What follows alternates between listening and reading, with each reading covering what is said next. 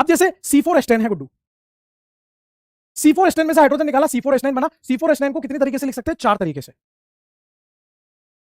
4 तरीके से लिख सकते हैं। क्योंकि C4H10 को एक तो लिख सकता हूं normal butane, CH3 CH2 CH2 CH3, 1 2 3 4 carbon, 3 2 5 6 7 8 9 10 10 आपके हाइड्रोजन हो गए और C4H10। एक और तरीका है C4H10 को लिखने का, मछली जल की रानी है, पीछे से उसकी ऐसी कहानी है, आइसो, और 1 2 3 4 कार्बन है, और 3 3 6 3 9 1 10, ये भी C4H10 है। मतलब C4H10 को खुद को मैं 2 तरीके से लिख सकता हूं। अब इसमें कितने तरह के हाइड्रोजन है? 1 क्लोरोब्यूटेन 1 क्लोरोब्यूटेन, मतलब ये वाला सेम है। 2 क्लोरोब्यूटेन 2 क्लोरोब्यूटेन, ये वाला सेम है। मतलब यहां से मैं कितने तरीके से हाइड्रोजन को निकाल सकता हूं? एक ये और एक ये।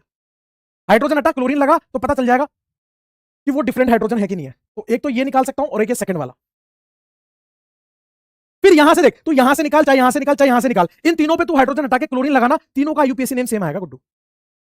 यहां से 1 chloro 2 methyl 1 chloro 2 methyl 1 chloro 2 methyl आएगा। मतलब तीनों एक जैसे ही है तो तीनों से क्यों निकालूंगा? लेकिन यहां से जब तू हटा के क्लोरीन लगाएगा ना गुड्डू, तो 2 क्लोरो 2 मिथाइल आएगा। अभी कॉपी मार लेगा कोई भी, देखना, समझ रहा?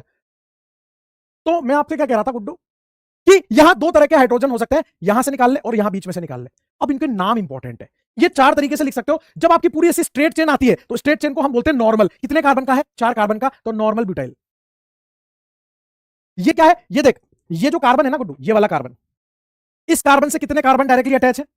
इस कार्बन से 2 कार्बन डायरेक्टली अटैच है। मतलब ये कार्बन कैसा है? 2 डिग्री कार्बन है, सेकेंडरी कार्बन। तो इसको क्या बोलूंगा? Secondary butyl.